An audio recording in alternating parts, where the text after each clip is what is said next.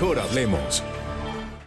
Muy buenas noches, bienvenidos, les saluda Claudia Palacios, estamos ya en Mejor Hablemos, hoy originando esta emisión especial para conversar con el presidente de la República, Juan Manuel Santos, a quien le quedan pocos días de gobierno. Presidente, bienvenido. Muy complacido de estar aquí, Claudia. Bueno, he visto todas sus entrevistas de balance de gobierno y me imagino que con tanta preguntadera ha tenido la oportunidad de hacerse una autoevaluación. ¿Cómo, con la mano en la conciencia, cómo se autoevalúa?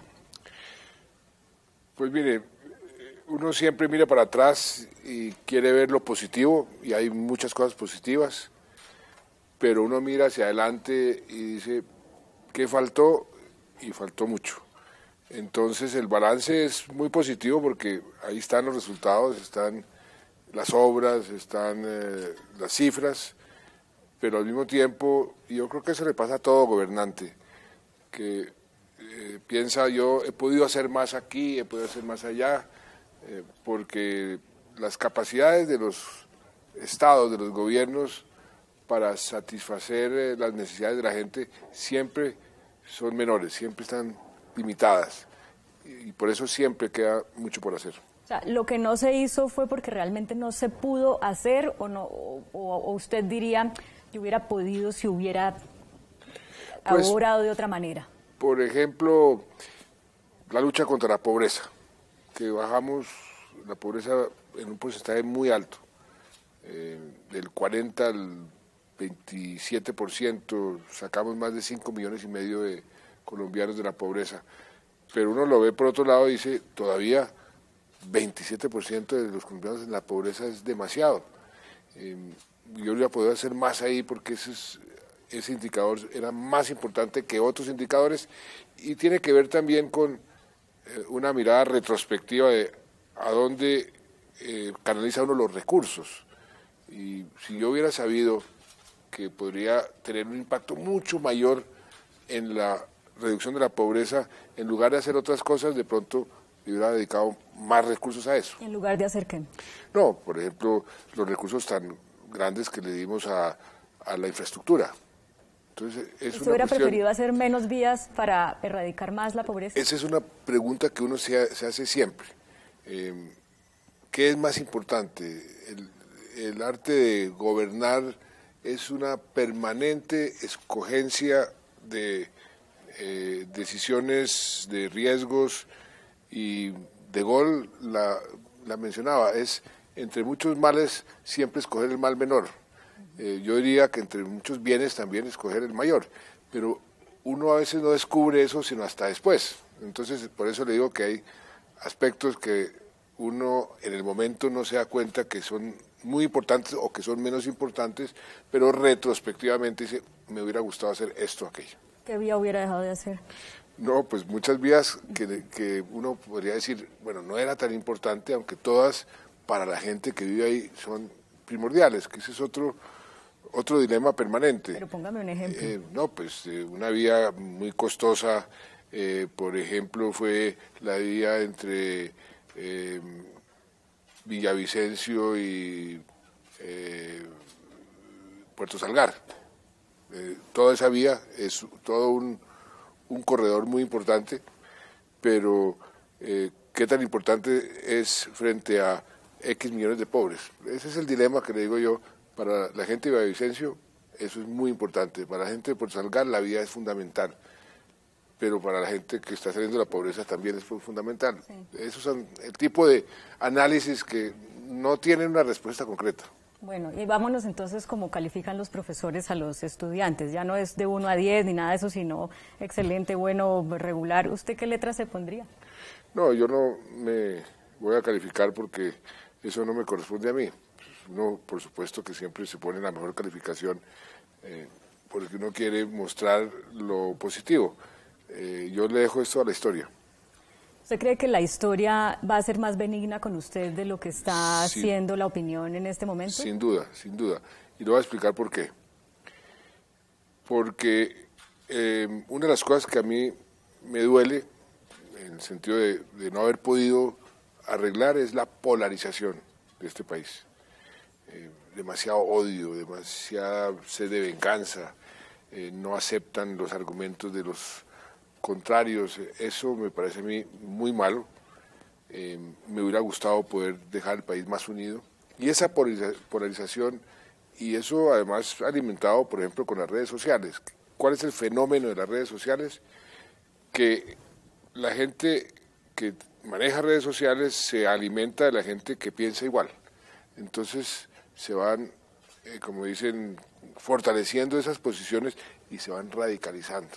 Y eso crea una especie de neblina que no deja ver las cosas. Por ejemplo, la diferencia entre cómo el mundo nos está viendo y lo que muchos colombianos piensan de lo que está pasando, hay una diferencia del cielo a la tierra.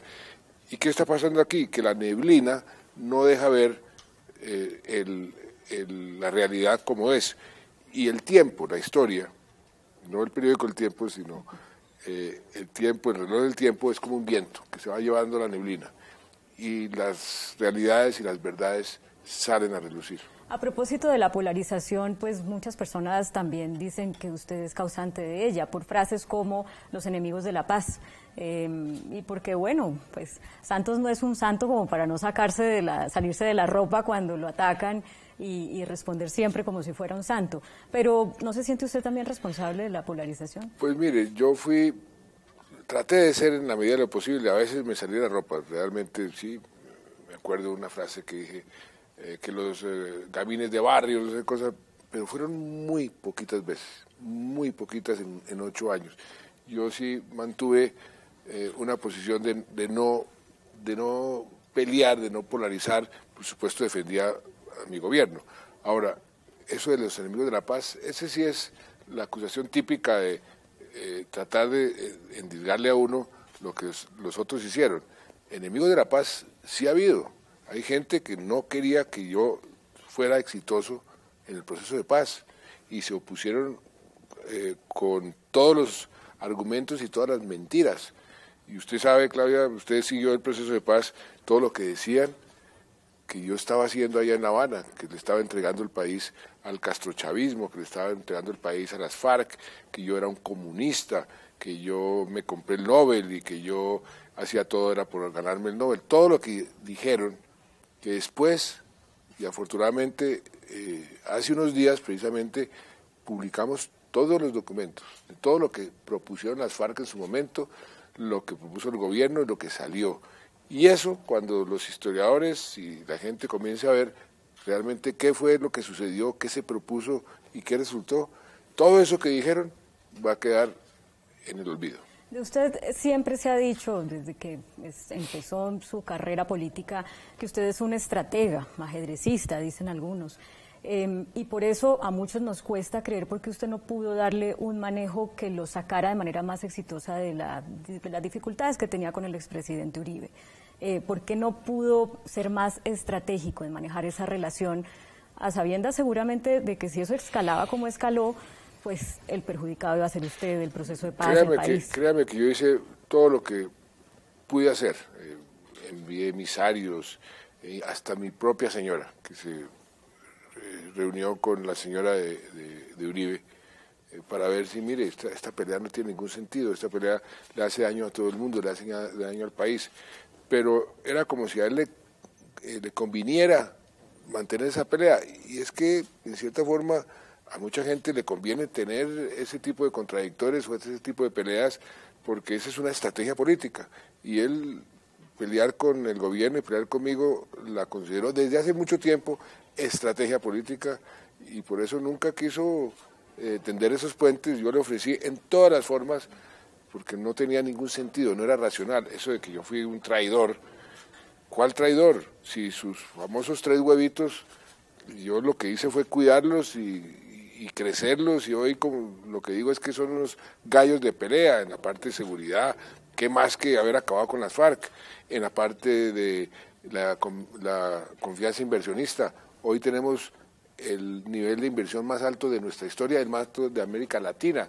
La cohesión social, mire los indicadores, la desigualdad en este país por primera vez bajó de forma importante. Cuando yo recibí el gobierno estábamos al nivel de Haití o de Mozambique, hoy estamos a nivel de Panamá, que es bien abajo de lo que estábamos antes. Nos queda muchísimo, como decía al principio, por hacer y por transitar.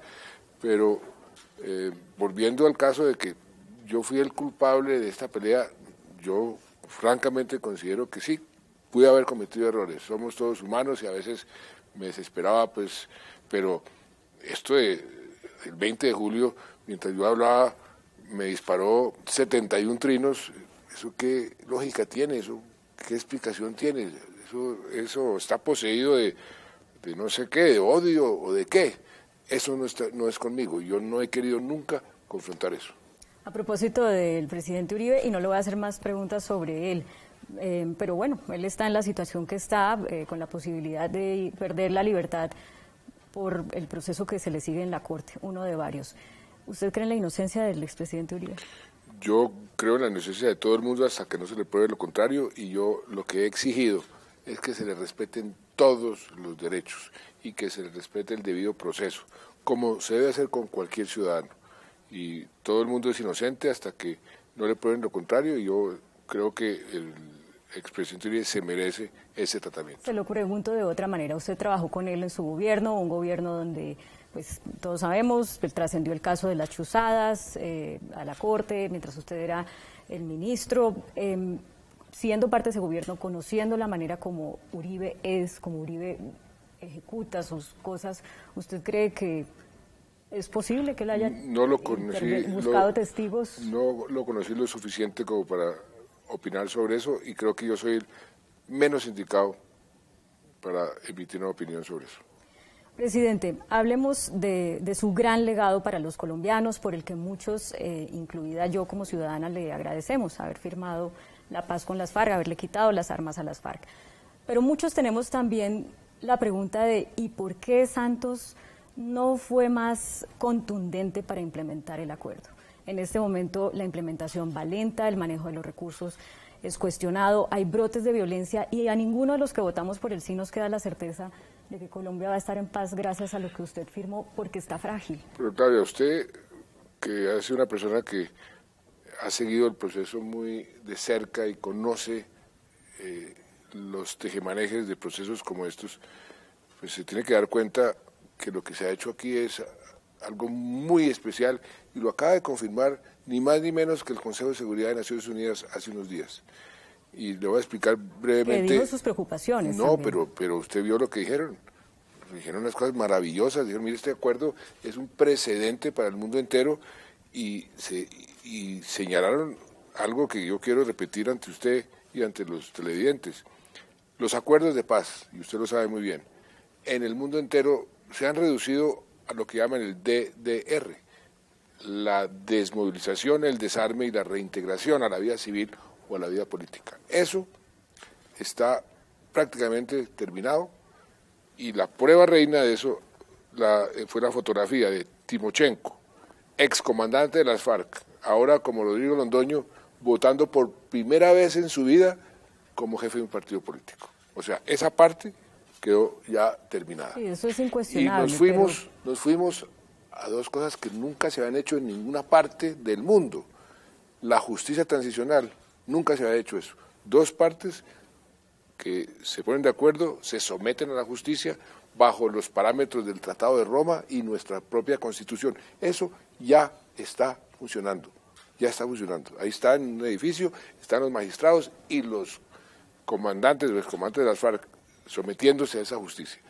Y no contentos con eso, hicimos algo que es realmente sui generis. Todo el mundo está diciendo esto, es increíble que hayan acordado esto, porque este tratado sí que es profundo, que fueron los programas, planes de desarrollo con enfoque territorial, 16 planes. Precisamente, esta semana estuve recibiendo el primer plan. Es un ejercicio fascinante, un año entero consultando a las comunidades de esos 170 municipios que se viven en 16 regiones, ¿qué quieren para un plan a 10 años? A 10, no a un año, a 10, para reivindicar esa gente y esas comunidades y esas regiones que sufrieron tanto con el conflicto. Primera vez que se hace un plan de abajo para arriba, 240 40.000 personas consultadas. En el caso específico del primer plan que recibí, que fue allá en el sur de Bolívar, son 673 proyectos que la gente escogió, ya está financiado. Son 2.1 billones de pesos donde participaron los alcaldes, los gobernadores, y eso, la gente se apropió de eso, y eso es sui generis, y eso se demora. Por eso, cuando usted dice ¿la lentitud en qué? ¿Qué es lo que nos hemos demorado más allá de la cuenta? Porque estaba previsto en los acuerdos que esos planes comenzaban a ejecutarse el año entrante, como van a comenzar a ejecutarse. Pero, presidente, yo le entiendo eso, creo que eso es bastante fácil de entender, todo es un proceso, hay unas contrataciones, hay una logística, en fin, pero las comunidades no dan espera, los grupos nuevos de violencia o al margen de la ley no esperan a ver si pueden reclutar o no reclutar.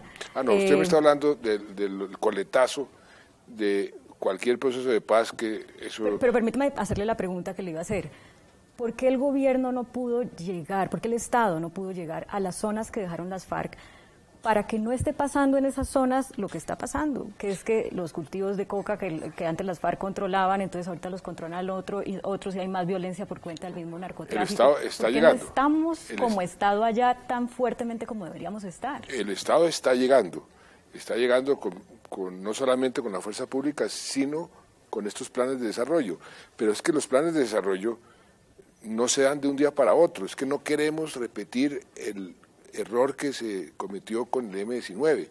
¿Qué hicieron en ese posconflicto? Aquí hay unos proyectos productivos, tomen la plata, todos fracasaron. Lo que queremos es hacer una cosa responsable como la que hemos hecho con la infraestructura. 2 años duramos recibiendo todo tipo de críticas, que dónde están los kilómetros de carreteras, que dónde están los puentes, que dónde está lo que nos prometieron. Los estábamos estructurando para hacerlos bien, para que eso realmente tuviera un efecto a largo plazo. Lo mismo estamos haciendo con el posconflicto, lo queremos hacer bien. Una carretera hay que estructurarla, un colegio hay que planearlo. Eso no es una cosa que en un año se puede hacer, es que no llevamos, Claudia, sino 1 año y medio de haber firmado los acuerdos. Y un país no se transforma, una zona no se transforma, por eso nos dimos 10 años. Entonces, yo entiendo que la gente está pues ansiosa y que quiere ya el cambio, yo eso lo entiendo, y ese es uno de los costos que hay que asumir. Yo asumo ese costo, pero yo sí prefiero hacer las cosas bien, demorarme un poco más, que simplemente ir a mostrar cosas de papel que se caen al otro día. He oído varias veces su respuesta cuando le preguntan por su decisión de acabar con la fumigación con glifosato y del aumento de los cultivos de coca, pues una cantidad enorme. Yo quisiera que no me la repitiera, si quiere me la recuerdo. ¿Pero cuál es mi respuesta? No, pues recuérdeme mi respuesta porque no, pues se la puedo recitar. Depende de cómo me haga la pregunta. No. Yo sé que usted ha dicho que es que hay más cultivos porque la diferencia cambiaria... Pues, ese es uno de los factores. Sí. Hizo que fuera más rentable, digamos, producir coca, que ha reconocido que en el acuerdo de paz, en el proceso se creó un incentivo para que la gente sembrara a cambio de que después iban a recibir dinero por eso, y hay una tercera que se me escapa en este momento. Pero más allá de eso, mucha gente dice, bueno, pero... ¿por qué haber detenido la fumigación con glifosato en ese momento cuando todavía no estaba cuajado el asunto de qué iba a pasar con el narcotráfico? ¿Para qué tomar esa decisión tan riesgosa cuyo resultado estamos lamentando ahora? Pero es que usted es parte de una premisa falsa, y es que la fumigación funcionaba, resulta que no funcionaba. Y nosotros fumigamos... Pero había menos cultivos, no, pero es que no puede usted relacionarlo los cultivos a la fumigación, porque yo le muestro, no 1, 20 ejemplos, porque me tocó a mí como ministro de Defensa. Nadie fumigó más hectáreas que este servidor, nadie, en la historia de la fumigación, y resulta que los cultivos crecían. Entonces, ¿por qué? qué? Había menos cultivos antes que ahora. Por otras razones, porque en un momento dado el negocio dejó de ser tan buen negocio, la parte cambiaria es cierta. La gente decía, no, pues ya esto no me dan, o al campesino le pagaban muy poquito, entonces dejaba de cultivar. Eso es un negocio, por eso los factores económicos son tan importantes. La fumigación, ¿usted sabe cuánto costaba 1 hectárea de fumigación? costaba $16.000. $16.000 por hectárea. Lo que estamos haciendo ahora es la única forma de corregir ese problema en el largo plazo, porque uno fumigaba a un costo altísimo por hectárea y al otro día volvieron a sembrar. Inclusive ya se habían inventado sistemas para protegerse de la fumigación, la panela. Entonces eso comenzó a afectar el precio de las mulas en Villeta. Allá hay mucha panela, entonces las mulas se utilizan para la panela, entonces el precio de la mula subía o bajaba dependiendo de cuánto se estaba fumigando. Es un problema económico, es un negocio que produce unas utilidades irracionales en el sentido de lo grande que es el negocio. Por eso el enfoque también tiene que ser práctico y económico. Lo que estamos haciendo en este momento es darles por primera vez la alternativa a los campesinos para que se salgan, porque todos quieren salirse de la coca, porque es un ambiente que realmente les destruye su familia, sus hijos. Ellos no quieren crecer en eso, pero no tienen alternativa, no la han tenido, ahora sí la tienen. O sea, ¿usted no considera ni por un segundo que se pudo haber sido un error suspender la fumigación, al menos en ese momento, no haberlas dejado un poquito más? Es que no sé si fue un error o no, pero no tenía alternativa. Fue una orden de la Corte Constitucional, orden. Si usted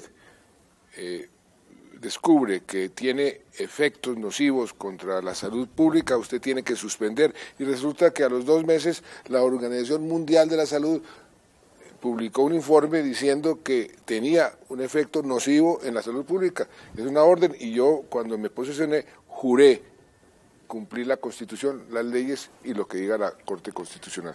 Tengo que hacer una pausa para comerciales, presidente, pero antes de eso, para cerrar el tema de drogas, usted fue el primer presidente que dijo que para Colombia es bueno legalizar las drogas si el mundo entero lo hace. Y aunque ha habido legalización hasta de la marihuana recreativa en varios estados de Estados Unidos y demás, pues eso no ha tomado el vuelo que hubiera podido tomar, además viniendo la propuesta de un presidente del país mayor productor de drogas ilícitas. ¿Va a hacer algo usted como expresidente para ponerse esa camiseta? O explíquenos por qué no le prestaron la atención que usted, me imagino, quiso llamar.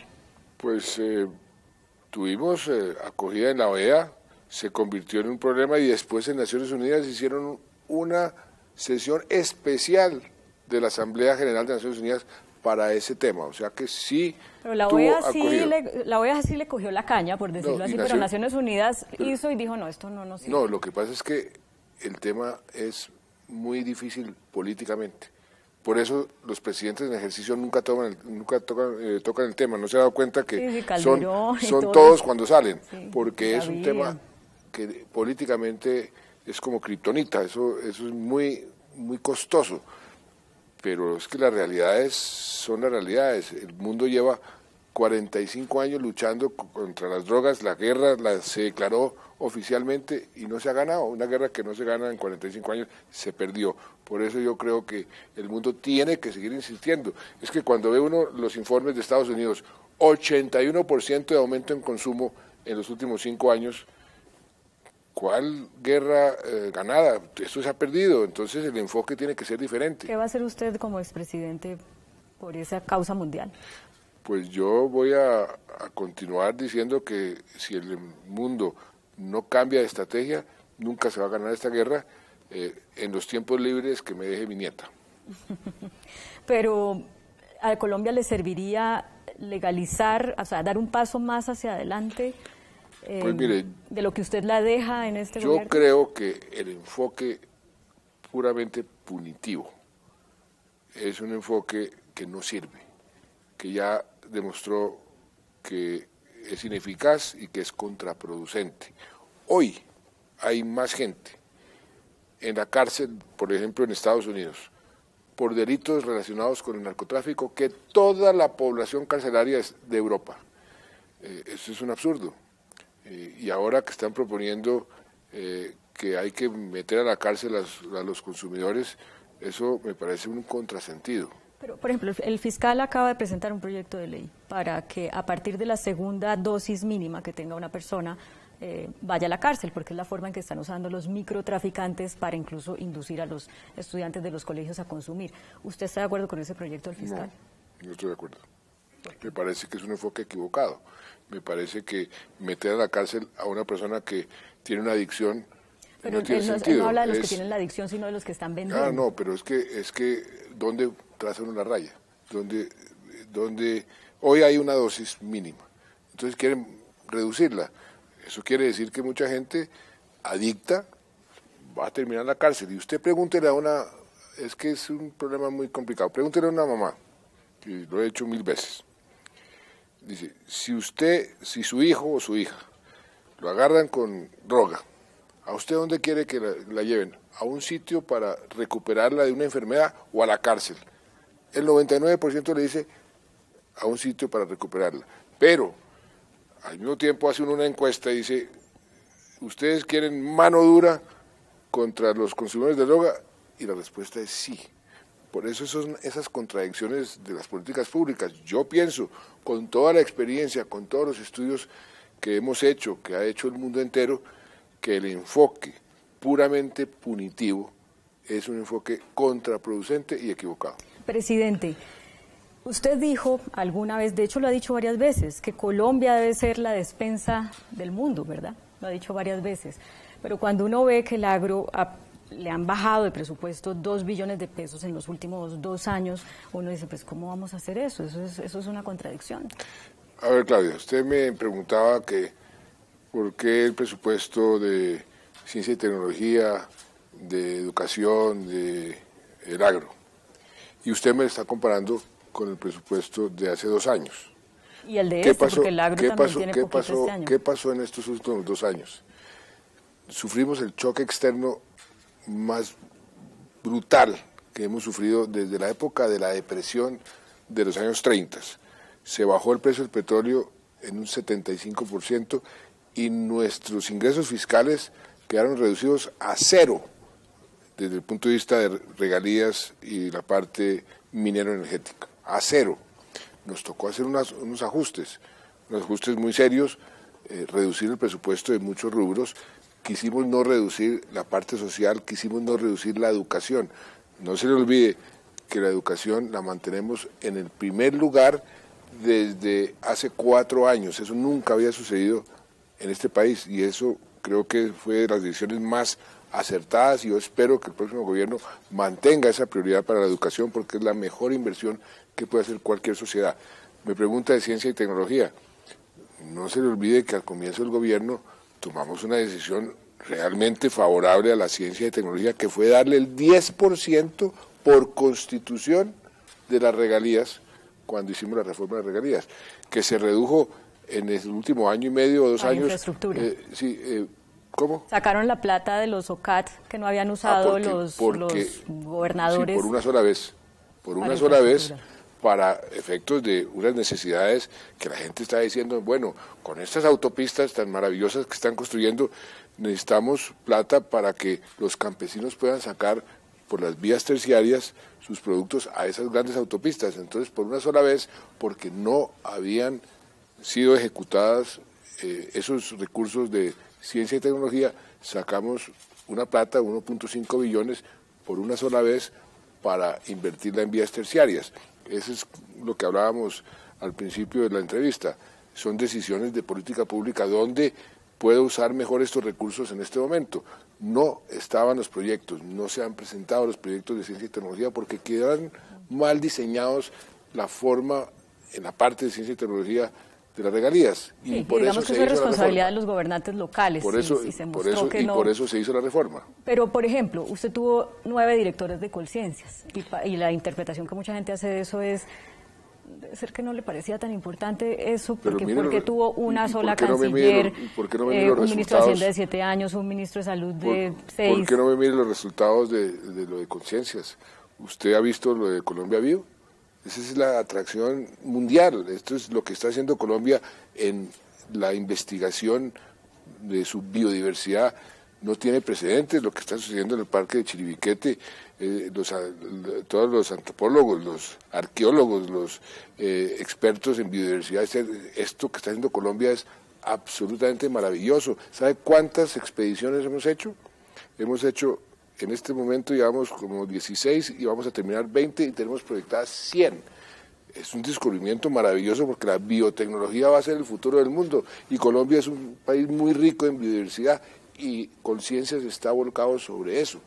Que hemos tenido muchos directores, sí, infortunadamente había un director que venía de la NASA y lo que quería era que Conciencia pusiera un satélite, pues no, a ese señor hay que decirle, no señor, la Conciencia no está para eso, y siempre hay la discusión entre los científicos prácticos y los científicos filosóficos, hacia dónde se debe ir la plata. Esa discusión nunca se va a terminar, pero yo creo que los resultados de Conciencia son unos resultados muy, muy positivos.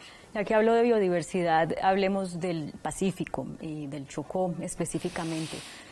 ¿Usted deja el Pacífico mejor de lo que lo encontró? Mucho mejor, muchísimo mejor, y acabo de venir de un reconocimiento que me hicieron los afrocolombianos por todo lo que hicimos por el Pacífico. El Plan Pacífico con Z, eso nunca se había hecho en la historia de Colombia ni en la historia de los afrodescendientes. Las inversiones que hemos hecho en el Chocó, las inversiones que hemos hecho en Tumaco, las inversiones que hemos hecho en Buenaventura, en Guapi. Yo estuve en Guapi hace un mes haciendo la conexión de electricidad, llevándoles por primera vez unos servicios que nunca habían tenido. Y repito, vengo de allá. Esta entrevista hace una hora estaba con todos los afrodescendientes y eso nunca lo habían hecho, ellos mismos me dijeron, reconociendo las inversiones y lo que este gobierno ha hecho por la costa pacífica. No obstante, presidente, pues el Pacífico duele.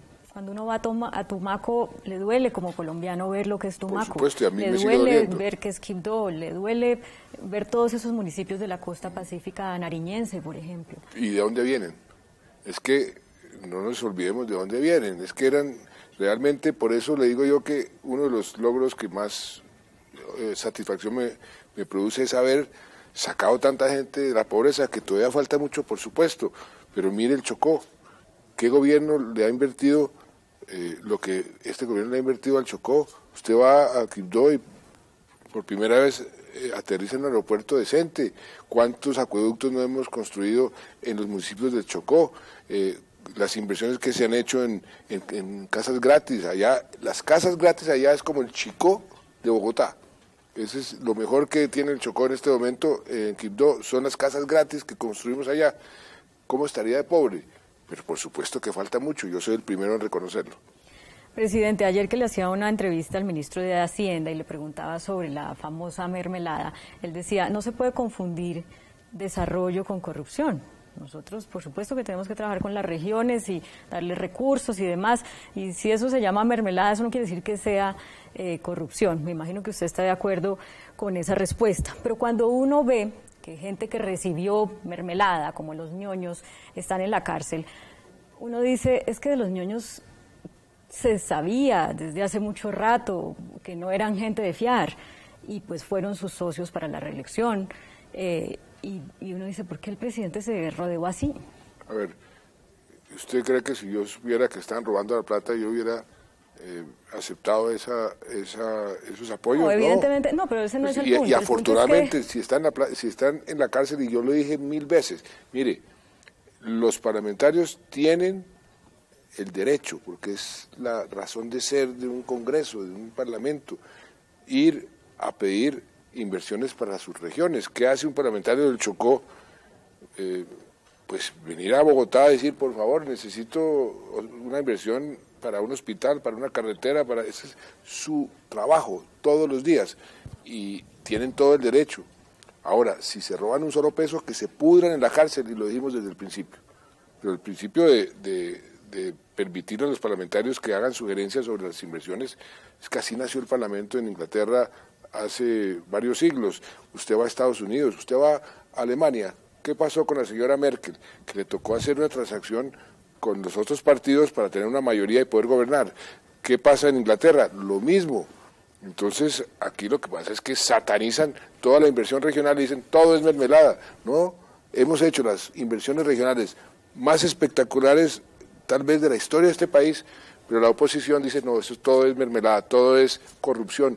¿Cuál corrupción? Ahí están las obras, ahí están, que ha habido corrupción, por supuesto, pero este gobierno, Claudia, ha sido también un gobierno que ha combatido la corrupción con toda la firmeza. Y usted pregúntele a las cabezas de los órganos de control, al fiscal, al procurador o al contralor, ¿por qué están siendo tan exitosos en la lucha contra la corrupción? Porque el gobierno les dio las herramientas, les dio el presupuesto, los ha apoyado, porque esa es una prioridad para este gobierno. Pero mire, vuelvo a lo de los ñoños, porque es que no basta sino ir a Córdoba. Sí, están en la cárcel. Afortunadamente, pero cuando uno va a Córdoba y anda por ahí en carro por los municipios, uno dice, pues es que aquí los políticos no han hecho nada, porque se ve la corrupción. ¿Usted iba a Sagún? Se nota la corrupción, sí, señor. Sí. Y allá también hay unas obras muy buenas. Pero eso no se nota tanto. ¿Cómo que no? Yo le digo francamente que yo fui en enero. Usted va a Sagún y hay obras allá. Ahora, si se robaron una plata, que se pudran en la cárcel, como se lo he dicho ¿Usted muchas no veces. le olía mal los ñoños? Pues yo no sabía que se estaban robando la plata, no. Pero no. Y mucho menos que estaban recibiendo sobornos de una empresa para influir en las decisiones.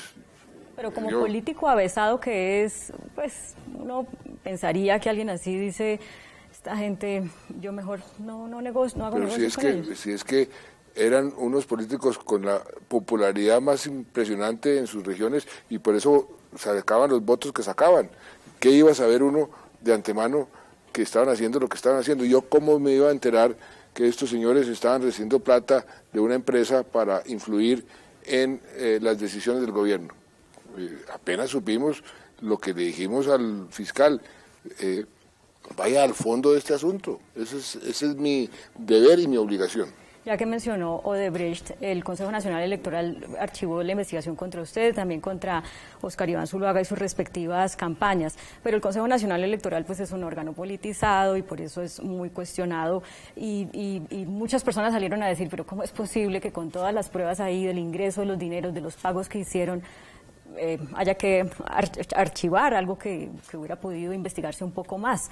¿A usted le queda algún sinsabor respecto a eso? ¿Le gustaría que otro órgano de control mejor tomara una investigación y dejara claridad al respecto? Pues ya la Fiscalía, la Procuraduría, la Comisión de Acusaciones, que es mi juez, han dicho, aquí no ha habido absolutamente nada, el presidente no ha tenido nada que ver con esto, y todo lo contrario.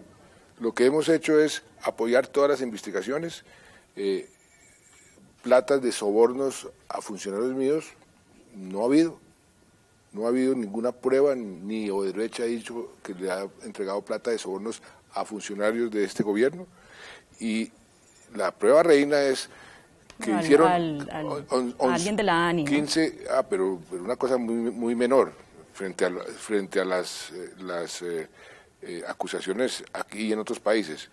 No puede decir que el gobierno entonces, por un funcionario que le entregaron 300 millones de pesos para que les dieran una información, entonces todo el gobierno está corrompido, no se puede decir eso. Y Odebrecht quiso participar en 15 licitaciones. ¿Y sabe cuántas se ganó? Una. Y esa licitación la ejecutó correctamente y no era del gobierno, era de un departamento. Entonces, hay que también poner sus cosas en su perspectiva correcta, de manera que si el Consejo Electoral, si la Procuraduría, si la Fiscalía, si la Contraloría y la Comisión de Acusaciones dicen aquí no ha habido nada, entonces ¿qué hace uno? Sobre el señor Roberto Prieto y los procesos que él tiene, ¿usted qué comentario tiene? Pues mire, Roberto Prieto lo han crucificado porque era mi gerente de campaña. Entonces, políticamente, pegarle a Roberto Prieto era pegarme a mí. Él estaba acusado por cosas que nada tienen que ver con el gobierno. Son actuaciones que él hizo fuera de cualquier decisión de gobierno. Pero yo sí creo que a Roberto Prieto lo han crucificado simplemente porque era mi gerente de campaña. ¿Usted cree que él va a salir bien librado? Pues yo espero que salga bien librado, como espero que salga bien librado todo ciudadano que se tiene que presumir su inocencia. Para ir de nuevo a comerciales, presidente, hay personas que trabajaron en su gobierno, pues que se volvieron, yo no podría decir que opositores, pero sí críticos, y últimamente pues ha sonado mucho, sobre todo por los trinos que ha puesto la exdirectora del ICBF, Cristina Plazas, pero antes también pasó, por ejemplo, con Juan Carlos Pinzón, y hay otros ahí que no recuerdo en este momento. ¿Usted se siente traicionado por ellos? No, no tengo comentarios. ¿Por qué? Porque no creo que me corresponde a mí comentar ese tipo de cosas. Bueno, pero sí me gustaría ahondarle en el asunto de Cristina Plazas y unirlo incluso al de la exdirectora. Cristina Plazas fue una niña que yo mantuve durante 7 años en mi gobierno, 7 años. Le dimos todo el cariño, todo el amor que una familia, ella inclusive fue novia de un sobrino de mi señora, y Cristina decidió un día criticar al ministro de Hacienda, y entonces ahí hay unas decisiones que tiene que tomar el presidente, el ministro de Hacienda o Cristina Plazas. El ministro de Hacienda era en ese momento más importante, y entonces Cristina se fue, pues no sé, herida o no sé en qué condiciones, no he vuelto a hablar con ella, pero yo sí no quiero que en este programa nos pongamos a discutir las personas así del día a día, porque creo que es mi última entrevista, y yo pensaría pues que usted estaba pensando en hacer un balance un poquito más general que preguntarme qué pasó con fulana o sutana. Eso no me parece que para la última entrevista usted como periodista, perdóneme que se lo diga porque yo también soy periodista, le dedique tanto tiempo a esas cosas tan secundarias. No son secundarias, y le voy a decir por qué. Y le estaba diciendo antes de que usted me interrumpiera que le juntaba el tema de Cristina Plazas con el de la exdirectora del SENA. Igualito, porque son personas que en algún momento salieron a la luz pública diciendo, mire, es que la corrupción en el ICBF, mire, es que se le quieren entregar esto a los políticos, o se lo quieren entregar a los del SENA a los políticos. Y ha habido unos informes pues poco cuestionables de cómo las obras que se hicieron en el SENA no estaban ni siquiera listas cuando usted las inauguró. Usted es una buena periodista. Entonces, vaya y averigüe, porque hoy hablé con el Contralor. ¿Dónde están las investigaciones? Vaya, hable con él. No, pues es que como usted ha dicho, esas cosas toman tiempo, ¿no? Por eso, esas cosas toman tiempo. Entonces haga la investigación, usted misma como periodista, vaya y pregúntele al Contralor qué fue lo que encontró, y resulta que me dice, fenecimos las cuentas porque no encontramos nada. Entonces, ¿qué quiere que yo haga? Le pregunto porque ellas dos son mujeres, porque son combativas, y muchas, usted acaba de decir, el ministro era más importante que Cristina Plazas. Uno dice, bueno, pues el ministro era más importante que Cristina Plazas, no por mujer, por ¿No era Dios, más Claudia. importante hablar de temas de corrupción? Pero no me ponga a mí a decir que yo acabo de decir que era más importante porque era mujer. No he dicho nunca. Yo le he dicho, usted dijo eso. Le he dicho que el ministro de Hacienda tenía unas responsabilidades de presupuesto.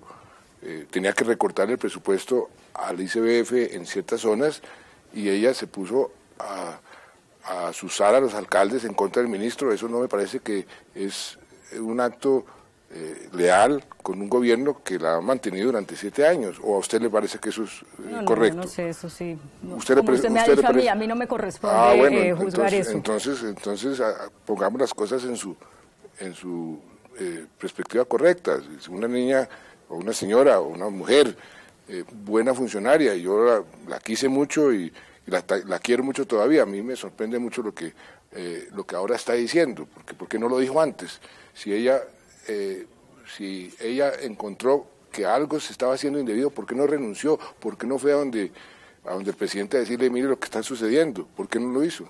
Entonces ahora usted me pregunta y me pone a confrontarme con una persona que yo no quiero confrontarme, porque no me interesa confrontarme con ella, y insinúa que es porque es mujer. No, si ha habido una persona que haya defendido a las mujeres y le ha dado posiciones importantes a las mujeres y cree en una política proactiva de género, he sido yo. Entonces no le puedo aceptar que insinúe que porque es mujer yo tuve un comportamiento con ella diferente. Usted ha dicho, presidente, que va a escribir, que ha destacado que pues usted siempre ha sido periodista, que va a volver al periodismo, no sé, quisiera que me lo explicara bien. ¿Va a publicar un libro, sus memorias de gobierno, o qué va a hacer?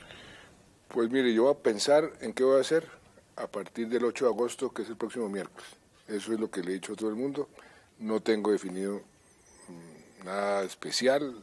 Lo que sí tengo definido es que no voy a molestar, a interferir en el próximo gobierno. Creo que los expresidentes deben estar ajenos al día a día de la política. Yo no quiero aferrarme a ningún pedacito de poder. Voy a escribir, por supuesto, libros y voy a escribir de pronto mis experiencias. He tenido muchísimas invitaciones a centros académicos, a universidades para que vaya, que dicte conferencias o que vaya de profesor visitante, que vaya una semana, que vaya un mes. Estoy evaluando eso y voy a repartir mi tiempo entre la academia, escribir y mi familia, porque ese es uno de los sacrificios grandes de la vida pública y en el caso mío, pues yo vi creciendo a mis hijos muy como de lejos. Quiero recuperar ese tiempo perdido con mi familia y dedicarle más tiempo. Y por Colombia, pues además del legado que ya deja, ¿seguirá trabajando en algo desde la Fundación Buen Gobierno, desde pues mire, la academia? El Premio Nobel de Paz, en cierta forma, implica una serie de actividades, invitaciones. Yo tengo una fundación, o estoy promoviendo una fundación que tiene que ver con la reconciliación, con la paz, y no solamente en Colombia, en el mundo entero, y posiblemente me dedique algo de tiempo a eso. Pero no es la Fundación Buen Gobierno, es otra. No, es otra fundación. Pero dentro de su plan de la tercera vía y eso que proyectó desde hace tantos años, ¿cuál es el paso que sigue? Pues que yo me voy a retirar, Claudia. Yo he dicho que voy a hacer uso de eso que llaman el buen retiro. Yo no quiero intervenir más en política. Yo ya tuve mi oportunidad, yo estoy inmensamente agradecido con los colombianos. Ahí les dejo un país diferente, un país mucho mejor del que encontré, un país con menos desigualdades, un país mejor educado, un país sin FARC, un país en paz.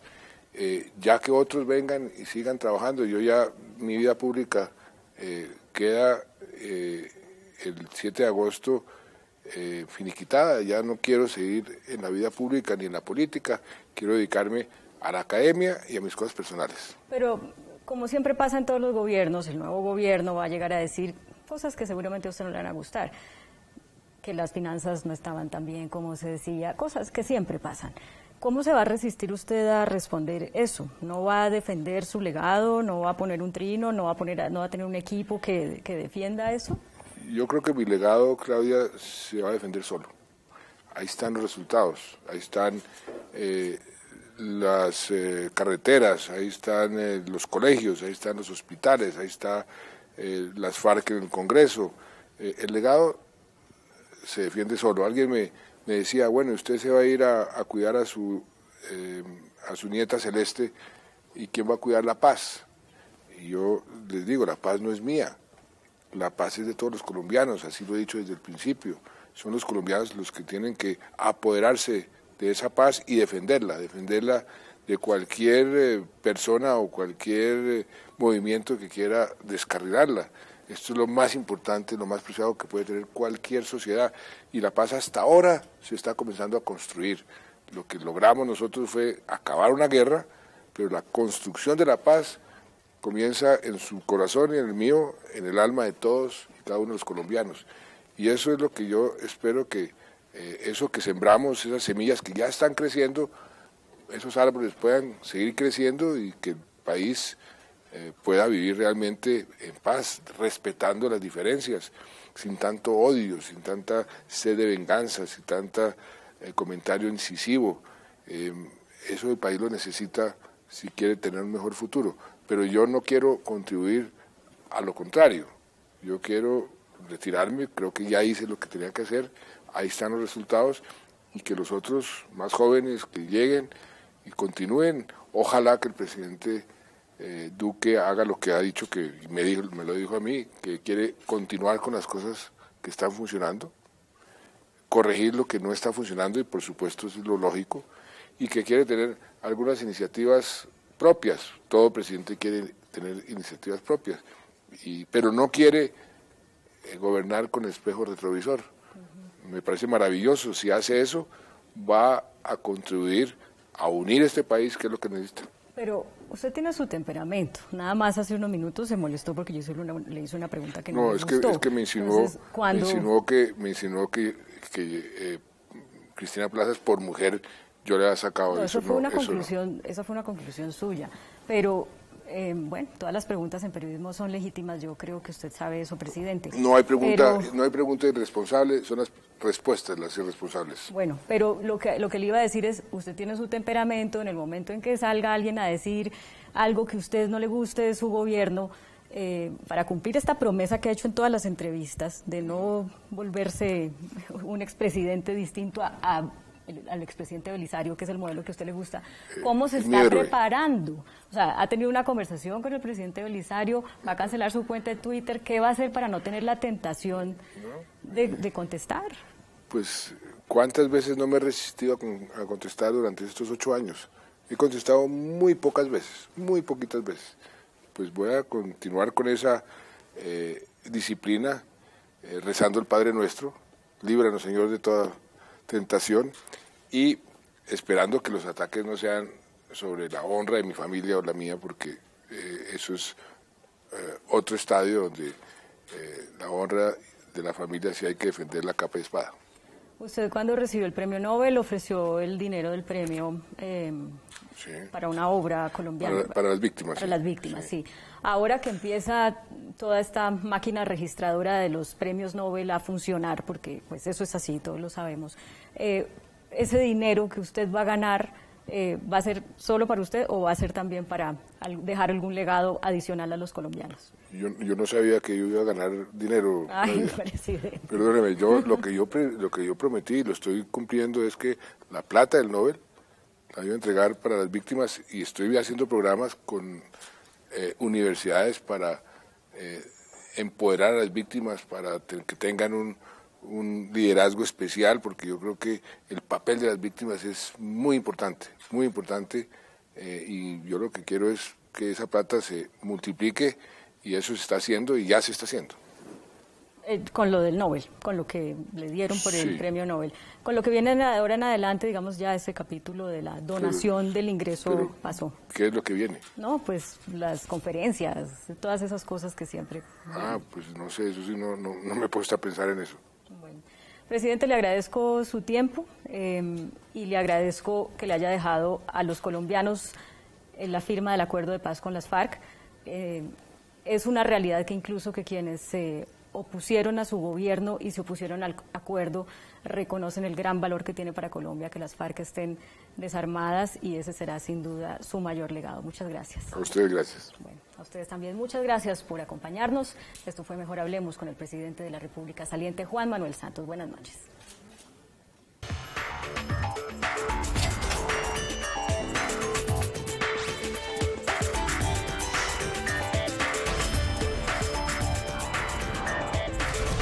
Mejor Hablemos.